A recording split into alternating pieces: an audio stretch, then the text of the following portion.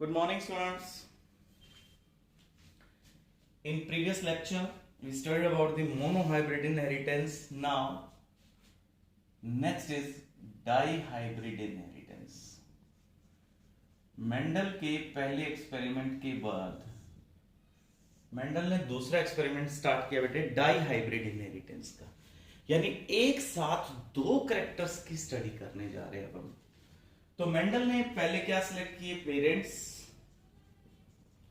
Parents कैसे select किए बेटा, जैसे एक प्लांट उसने सिलेक्ट किया टॉल विद राउंड सीड, एक प्लांट उसने सिलेक्ट किया बेटे dwarf with wrinkled seed. Tall के लिए इसके पास दोनों क्या है, कैपिटल टी कैपिटल आर.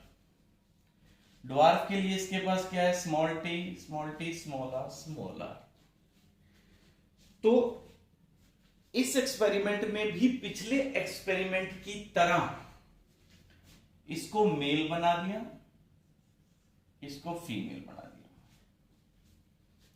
यहां पे मेंडल लिखता है कि मैंने यहां से पोलन ग्रेन, अब इस पोलन ग्रेन में क्या जाएगा, लॉ ऑफ सेग्रीगेशन के अकॉर्डिंग इन दो टी में से एक टी जाना है, इन दो आर में से एक आर जाना है.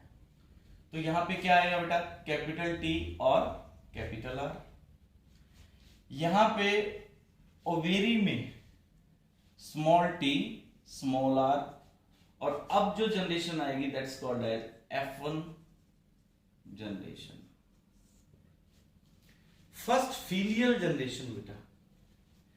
इन फर्स्ट फीलियल जनरेशन अब यहां पे जितने प्लांट्स आए उनको मेंडल ने जब ग्रो करवाया like this, what he found, उसने देखा ऑल प्लांट्स आर कैसे होंगे, tall with round seed, tall with round and this one again tall with the round. इनके जीन्स को, इनके फैक्टर्स कौन से होंगे, इनके पास होगा बेटा कैपिटल टी इधर से आया था, स्मॉल टी इधर से, capital R small R, capital T small T capital R small R, capital T small T capital R small R, ये था. अब मेंडल ने इनको ग्रो होने दिया बेटे, और इनके फ्लावर्स में पिछले एक्सपेरिमेंट की तरह ही सेल्फ पॉलिनेशन करवा दी. अब यहां थोड़ा सा डिफिकल्ट है, देखो बच्चे, according to law of segregation कितने जाने हैं जीन्स यानी फैक्टर्स. देखो बेटा, यहां से 4 है इस प्लांट के पास, 4 में से 2 जाने बेटा. तो 2 कौन कौन से जाएंगे, जैसे यहां से हो सकता है कैपिटल टी कैपिटल आर चला जाए पोलन ग्रेन में,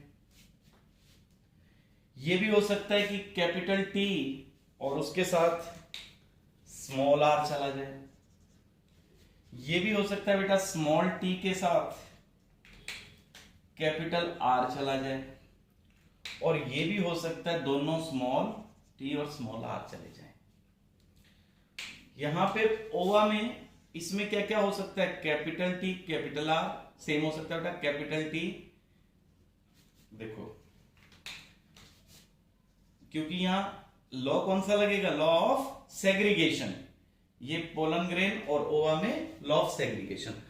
अब इन प्लांट्स में भी यही 4 ऑप्शन यहां, और यही 4 यहां भी, यही 4 ये, तो हो सकता है इस प्लांट में ये पहला ऑप्शन हो, इसमें सेकंड वाला ऑप्शन हो, इसमें थर्ड वाला, इसमें फोर्थ वाला.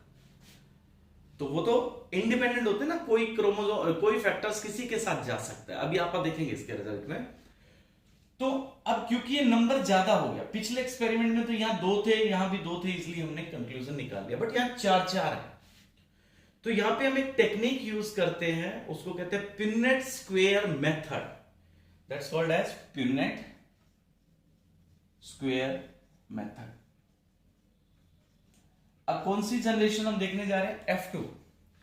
इस जनरेशन को प्रिडिक्ट करने के लिए बेटा आपको जितनी तरह के पोलन ग्रेन आए हैं और जितनी तरह के ओवा आए हैं उतने कॉलम्स बनाने हैं. जैसे यहां पे 4 टाइप्स ऑफ पोलन और 4 टाइप्स ऑफ ओवा है ना, तो 4 वर्टिकल कॉलम्स चाहिए बेटा ऐसे, और आपको 4 हॉरिजेंटल चाहिए, देखो ऐसे, यूं, इस तरह 4x4 का कॉलम आपको चाहिए।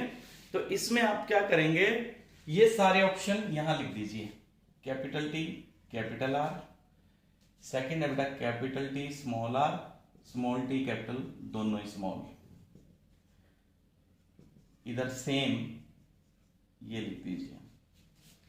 अब इनको जैसे इस तरफ से पोलन ग्रेन में ये आए और ओवा में ये आए, पोलन ग्रेन और ओवा दोनों में ये आ जाए तो कैपिटल टी कैपिटल आर, ये दोनों आ जाए बेटा तो capital T capital R small R, capital T small T capital R small R, sorry capital R, capital T capital R small R. Now this side capital T capital R small R, ये दोनों small. इस तरह से आप ये pollen grain और ओवा ये कंप्लीट बॉक्सेस फिल कर देंगे।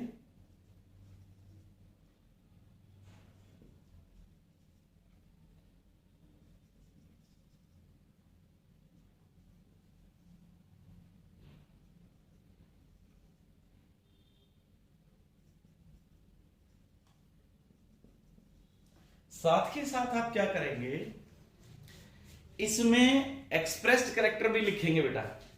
ये कैसा होगा, टॉल विद राउंड, ये कैसा होगा, टॉल विद राउंड, ये सब लिखते जाएंगे। और फिर जब आप ये टोटल फिल कर देंगे तो उसके बाद आपने क्या करना है, यहां पे लिखना है टॉल राउंड कितने आए, फिर उसके बाद टॉल रिंकल्ड कितने आए, फिर आप लिखेंगे बेटा ड्वार्फ राउंड कितने आए, और यहां लिखेंगे ड्वार्फ रिंकल्ड कितने आए बच्चे। व्हेन यू काउंट देम, जब आप सब इनको काउंट कर लेंगे, you'll see there are 9 tall round, 3 tall wrinkled, 3 dwarf round and 1 dwarf wrinkled, ये रेशियो है। तो अब मेंडल के पहले एक्सपेरिमेंट की रेशियो में और इस सेकंड एक्सपेरिमेंट की रेशियो तो फर्क है। अगर हम इसको देखते हैं, वो क्या आई थी 3:1 और अब क्या आई है 9:3:1, ये तो गड़बड़ हो गई, अलग हो गया। बट फिर मेंडल लिखता है कि जब मैंने इसको ध्यान से देखा, आप देखो बेटे, when you count all the tall with all the dwarf, अब मेंडल ने ये लिखा है कि if this experiment would have been for the single character, यही एक्सपेरिमेंट अगर 2 कैरेक्टर की बजाय सिंगल का होता, जैसे सिर्फ टॉल का होता और ड्वार्फ का होता, तो इसमें देखो बेटा टॉल कितने आए 9 और 3 टॉल, और बेटा ड्वार्फ कितने आए 3 + 1 4, तो 12:4 रेशियो क्या आ गई, वही आ गई ना 3:1। मतलब 2 कैरेक्टर हैं फिर भी आप उसमें सिंगल कैरेक्टर की रेशियो को आप अगर नोटिस करेंगे that is same 3:1। And if you observe the dwarf, round with wrinkled, again the ratio is 12:4, 3:1. Now this time also the ratio is 3:1. तो मेंडल ने यहां लिखा कि आपने सिंगल कैरेक्टर लोगे तो भी क्या रेशियो आएगी 3:1, 2 कैरेक्टर लिए तो भी इनकी रेशियो वही रहती है, 3 लेंगे तो भी वही रहती है।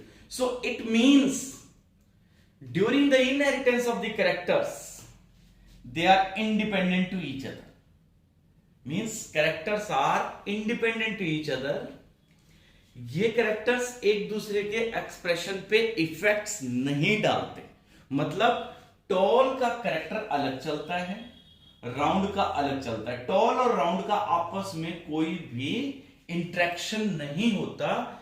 This is called as law of independent assortment, this is called law of independent assortment. It's very important law बेटा। So from this dihybrid inheritance, आपने इसके लिए भी प्रैक्टिस करनी है बेटा कि अगर एक साथ 2 कैरेक्टर्स जा रहे हैं तब आपने कौन कौन से क्रॉस करके देखने हैं। जैसे आपने मोनोहाइब्रिड के क्रॉस करके देखे हैं, सिमिलरली आपने अब करके देखना tall with yellow seed, dwarf with green seed. Second आपने करके देखना है बेटा round wrinkle plant, this with inflated pod and this with, इसकी बजाय वो कर लेते हैं हम, एक और कैरेक्टर ले लेंगे जैसे कलर्ड फ्लावर्स और इसके व्हाइट फ्लावर्स। ये character tall with yellow, round with colour. तो जीन्स कौन से फैक्टर कौन से होंगे इसके? तो हो जाएंगे बेटा capital T capital T capital Y, यहां हो जाएगा स्मॉल टी स्मॉल वाई, इधर हो जाएगा बेटा capital R capital C, and then this side small r with small c. So you have to practice for these crosses. तो बेटा जब आप ये खुद हाथ से करेंगे ना, इसकी बार बार प्रैक्टिस करेंगे, तो आपको ये पिनेट स्क्वायर मेथड और ये फैक्टर्स कैसे पास हो रहे हैं, law of segregation, law of independent assortment and law of dominance, ये अच्छे से समझ आ जाएगा। इसके साथ साथ आपका एक क्रॉस और भी है, इसमें है बेटा ये एनिमल का है, ये भी करना है आपने साथ में। This is black coloured short haired guinea pig, ये मेल है, इसको क्रॉस करवाना है बेटा आपने white coloured long hair female के साथ। फीमेल कैसी हो जाएगी? White coloured long hair.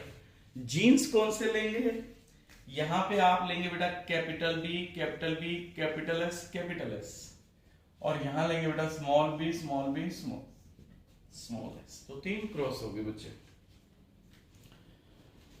तो ये क्रॉस आपने अपनी एक नोटबुक लगानी है, फेयर नोटबुक जिसको कहेंगे, जिसमें आपने क्रॉस अपने जितने लेक्चर्स होते हैं वो आपने उस पर नोट करने हैं फेयर नोटबुक पे बेटा, और अंडरलाइन करना है एनसीईआरटी की बुक में। ठीक है बेटा, thank you, have a nice day.